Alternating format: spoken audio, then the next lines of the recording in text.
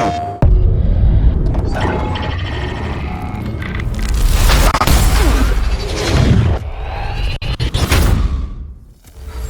and welcome to a special look at Returnal from House Margaret. My name is Mikael, and today with us we have the game director, Harry Kruger. Hey everyone, great to be here. As well as the narrative director, Gregory Loudon. Hey, great to be here as well. So here we're seeing Celine crash landing onto Atropos and starting her first loop. Specifically, we're using footage from a couple of different run-throughs, so there will be some edits through this playthrough. But how does it differ from every single run, Harry? What are we seeing here for the first time? Yeah, so every time that you exit the initial crash landing room, you will immediately be confronted with a fairly freshly generated level, right? So we've designed Returnal to be consistently fresh and surprising for players, and every run is designed to be unique and provide memorable player stories. But some of the factors, some of the modules, if you will, might get familiar in a way, so there are some handcrafted environments that are being recycled, right? Yeah, for sure. So each of these individual levels or areas has been handcrafted so we can achieve the desired mood and quality of the lighting and just get it balanced to perfection. However, how these rooms are interconnected is completely randomized in each run. And even after you familiarize yourself with some of these environments, they will always be populated with unfamiliar content. So we can see some of that unfamiliar content here. The first enemies coming at you, some quick action. Greg, how do you feel about these enemies? Are they going to be tough to battle, or...? Yeah, so here are the Kerberons. They're definitely, if you let them get close, they can take you out, and they also shoot out their own projectiles to give some of that Housemarque bullet hell flair. But yeah, they're tough. I wouldn't stick around too long with them.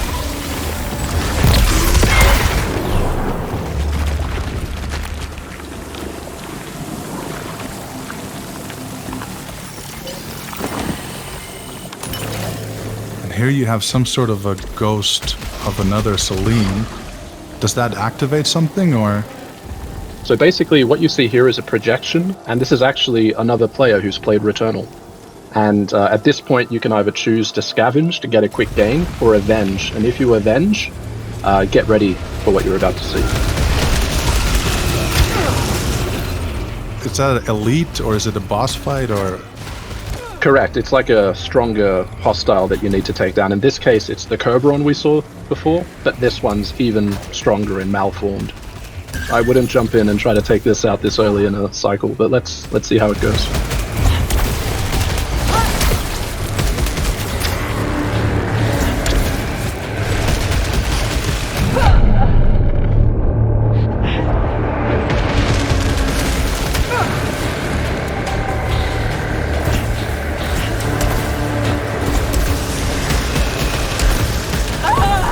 Clearly that risk did not pay off. Right on. So Celine died now for the first time. Starting back at the same crash landing hub, but with the same pistol as you had before. There's something looming on the left hand here. Yeah, so this is our mysterious device called Phonos. And what happens here is, as you play the game, you accumulate this permanent currency called Ether. This is something that persists across multiple sessions of the game. When you start each run, you are able to deposit this Ether into this device and accumulate progression towards unlocking new items. So this is one out of the multiple ways that we are unlocking more content for players the more they play the game. And I saw you picked up some sort of a malignant key here as well. Is that for specific doors? Yeah, so keys are used for both doors and for our treasure chests. The malignant ones do carry a bit of that risk and reward again. In that particular case, it was picked up without triggering any malfunctions. So that was a gamble that paid off.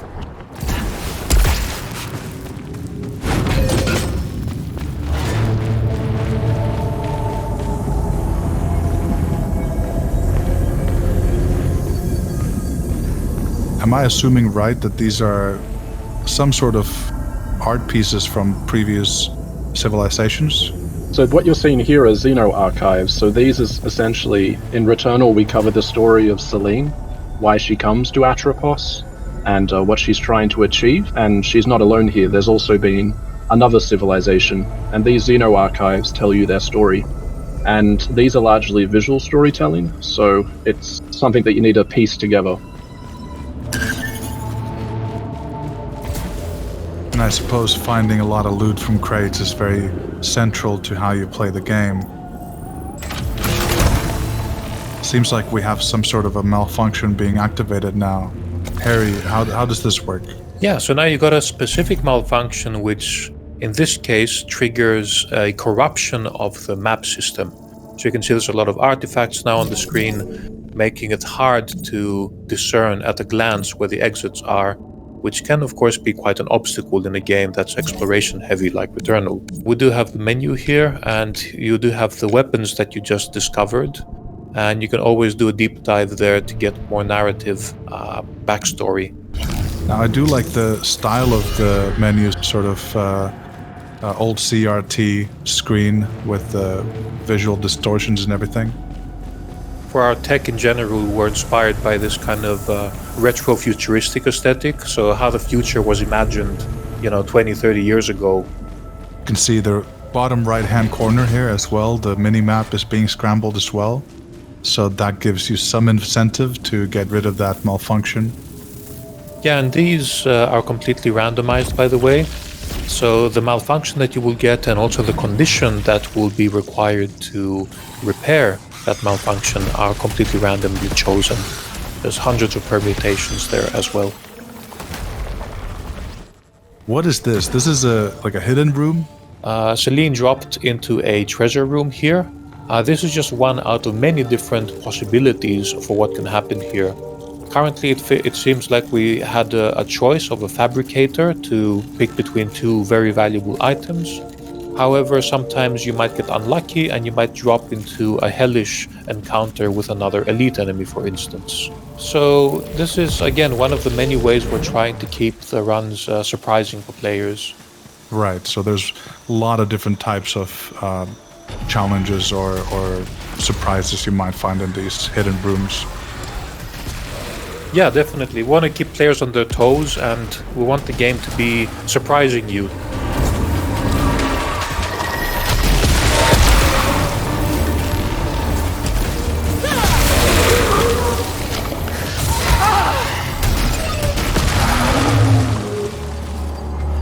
Now, I see this action going on, and there's she's being grabbed by this tentacles from above, but she's also using this sort of a blade weapon. So there's a melee weapon that you can use. I'm guessing that's an unlockable skill with the blade? Correct, yes. So that's one of the many permanent progression abilities that Selene can unlock in the game. It does give you more strategic possibilities in combat, and also grants access to new rewards and new areas that were previously inaccessible. Here we can see the portal to the next biome, but before that we have to find the anathema key. Yeah, anathema. So that means damning or curse.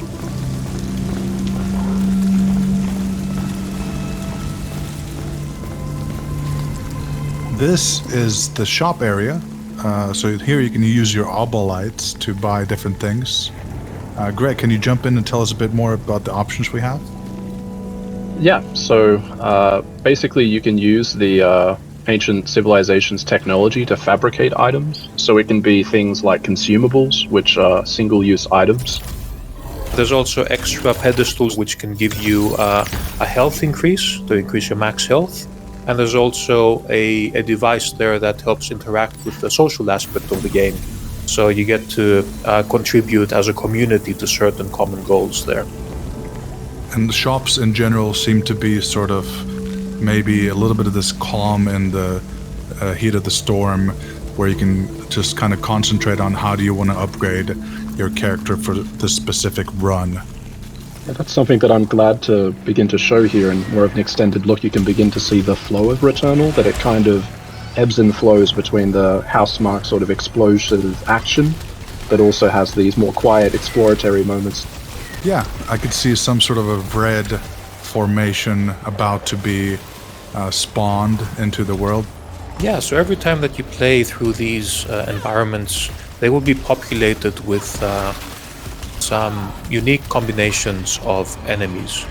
And the difficulty, of course, will vary, just to keep things surprising. In this particular case, there was a lockdown triggered when you entered the room. And there's a central challenge in the middle where there is a slowly spawning large enemy, while separate waves of enemies are continuously spawning on the sides. So this is just one out of many examples of how we keep the combat encounters fresh. The only way to proceed now is to eliminate all of the enemies and the lockdown will be lifted.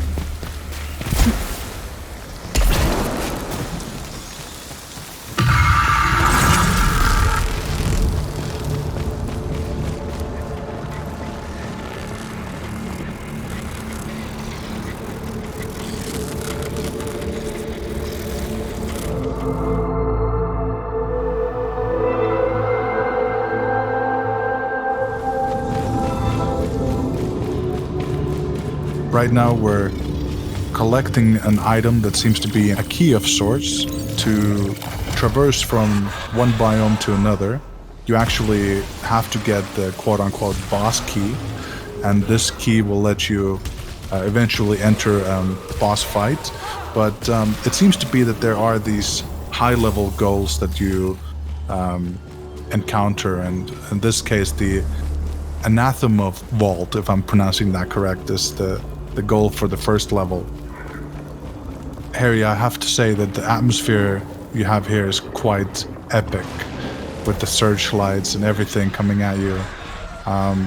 What has been the inspiration behind this sort of a deep and dark atmosphere? Yeah, thanks. I think dark sci-fi, of course, has been one of our biggest inspirations, and cosmic horror or Lovecraftian horror, I guess, has informed a lot of our aesthetic decisions and also some of the more philosophical themes we explore in our narrative as well. So here we can see Celine using that Anathema key. The strange energy source is beyond this. It might be tied to White Shadow.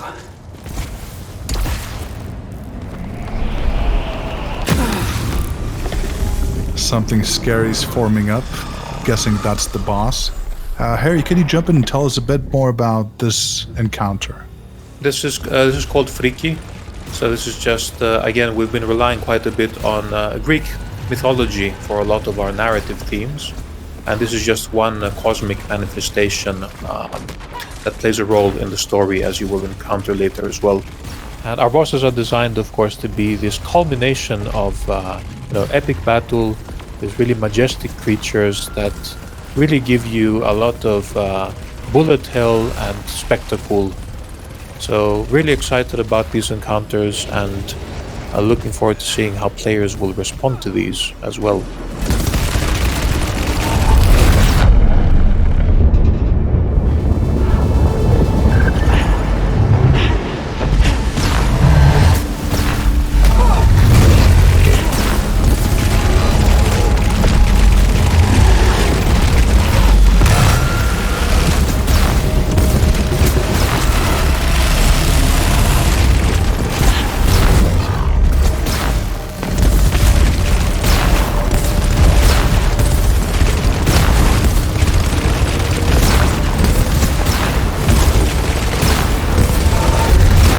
Very exciting action there. I really wonder how it ended up being. But I suppose we'll make our way to the next biome, the Crimson Wastes. Here we can see Celine going through a portal, and quite quickly the SSD is able to maneuver us over to the other side. Greg, do you want to jump in here and tell us a bit more about this environment? Sure. So, Selene has just arrived in the Crimson Wastes.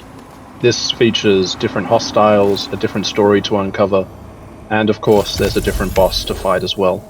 You can see here it has a very different visual style, and each biome is intended to provide a different challenge, and also a different feeling.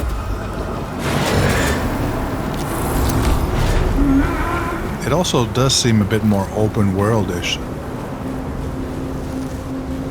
Yes, so it is a lot more open experience. If the Overgrown Ruins is claustrophobic, this is more open and expansive.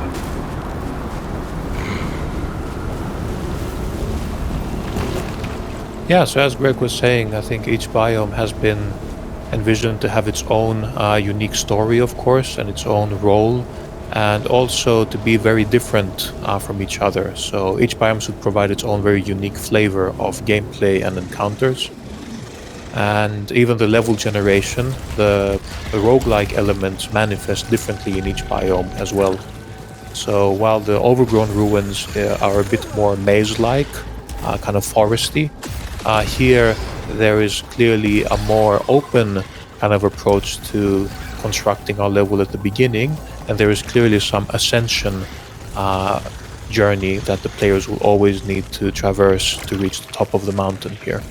So each biome offers its own unique flavor. And there seems to be a bit more of these aerial enemies and also that bullet hell wave pattern that you see.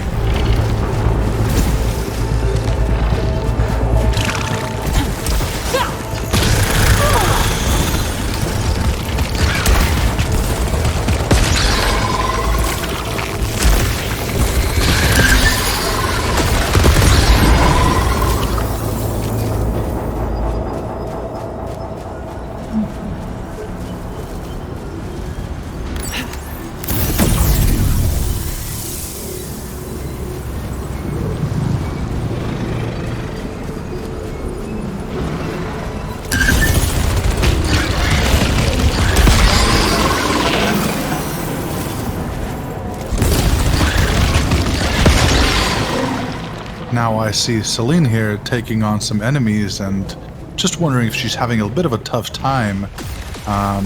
Not saying that everything is going wrong, but just seems a bit more intimidating again. Is she geared up well, or is her level up to par? Yeah, I think it's looking a bit tight. Perhaps here Celine didn't invest that much into increasing the max HP in the Overgrown Ruins. And I think the proficiency level is maybe a couple of levels lower. So it's 5, it's manageable. But normally if you had invested more time to increase this to like 7 or 8, your chances of survival would be a bit higher here. Maybe some more time should have been spent because clearly that run did not pay off. But then again, it's a big part of the game. And, respawning at the beginning actually does give you new story and narrative beats as well. So thankfully we did beat the boss here in Overgrown Ruins, so we can actually make our way back to the Crimson Wastes without beating that boss again. Oh, cool. We encountered the house. Greg, would you like to share a bit of info about this, man? Sure, yeah. So the house is used in Returnal for us to kind of explore Selene as a character more and give you more meaning into the story of Returnal. You actually experience these in first person, which allows us to provide you with a greater sense of intimacy and connection to Selene. But we won't show you that on this playthrough, so you'll have to play it in the game ahead. I just love the way the environment and those little fireflies and the fog interacts. Must say you guys created a pretty immersive environment to be in. And the tentacles, just the tentacles are something so hectic to look at every time you see them. Yeah, those have been really fun to work on. Aside from being a pretty cool showcase of our VFX tech, I think they can also look quite intimidating as well, and they also help with the gameplay communication too. So when an attack is charging up, you can see the tentacles also flailing and charging up the energy too.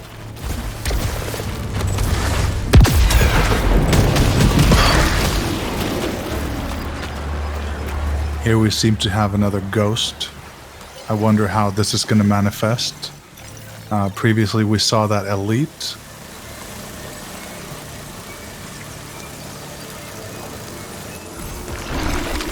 Oh, so this is some sort of a Celine being brought back to life. Yeah, this is an infected scout. It can be quite a challenge, and you can also see that its attack caused a malfunction. So, once again, we try to turn the tables on you with Returnal. Just when you think you know what's coming, we like to provide a bit of twist and variation there as well. Very interesting. So you're using other players' playthroughs in a surprising way.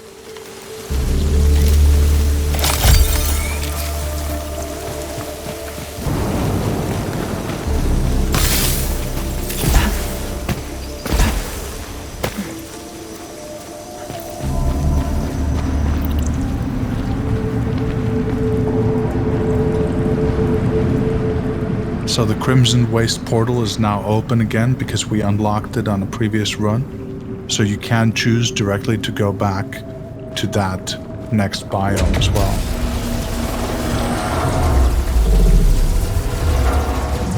And as Harry said, I would recommend that you should try to build yourself up. Every new biome you go to increases the challenge and the skill requirements, and also deepens your understanding of the story, but still, it is worth building yourself up in the overgrown ruins and proceeding forward each time you play in, from my perspective. Well, that's why you also have some of these upgrades as you enter the new biome, giving you a little leg up.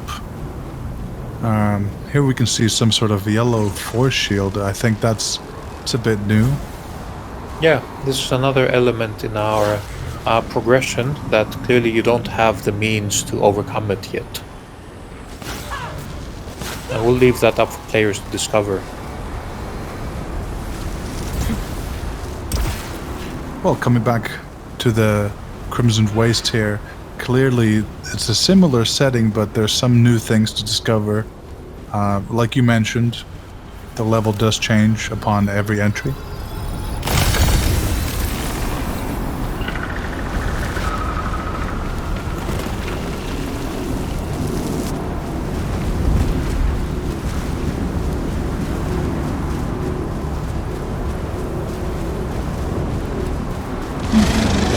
Some of the pesky flying monsters here again.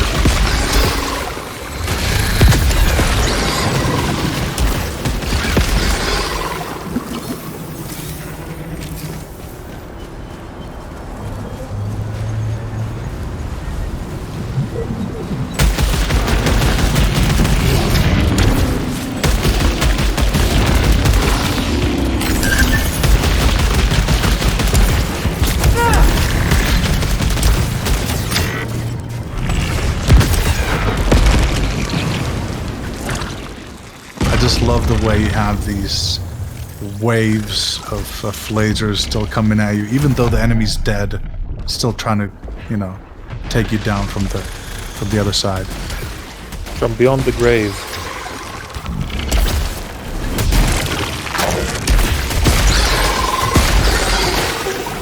But it's all a part of that bullet hell sort of design philosophy, keeping your character in movement. Making sure you maneuver through all the obstacles, never get too hung up on the situation. So here we have some weapons at proficiency level 5. You can see the different weapon options you have available. And there are a couple different weapon stereotypes. Yeah, so we have 10 weapons total. All of these have their own unique archetypes and unique baseline behaviors. However, you can also upgrade these in each session through these unique modifiers we're calling traits. This leads to some really surprising combinations that can completely change the behaviors of the weapons and force you to adapt to entirely new playstyles and strategies.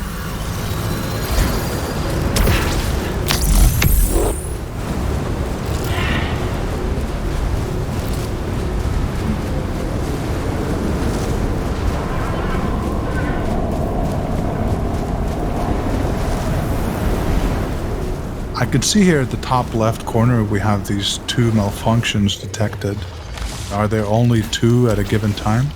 Yeah, so you can have 2 active at any time.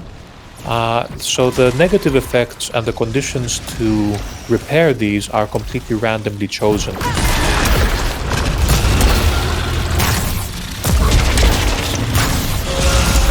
Upon getting a 3rd malfunction, you will get what we call a cascade failure. So in that case, a random item from your inventory is actually broken, and you receive a little bit of damage as well. So the stakes get higher as you accumulate more of these malfunctions, so you need to proceed with caution.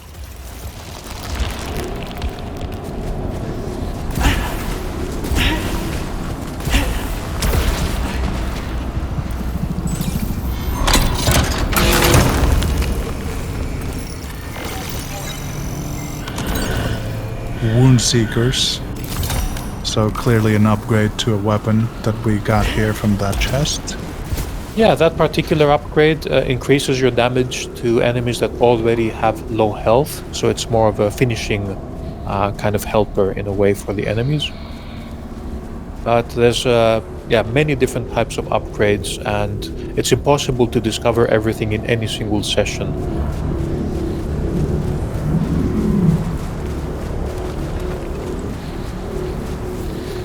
Encountered armored fauna. Shell seems highly durable.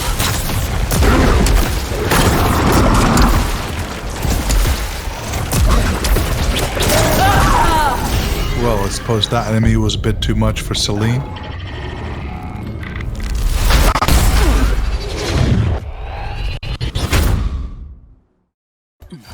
But yet again she starts the whole session again at the crash landing site. But here we have it. Another run of Returnal is up ahead of us, and we'll let the players experience it for themselves.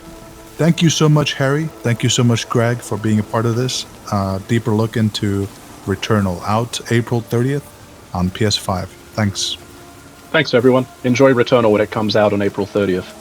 Yeah, thanks for watching, everyone.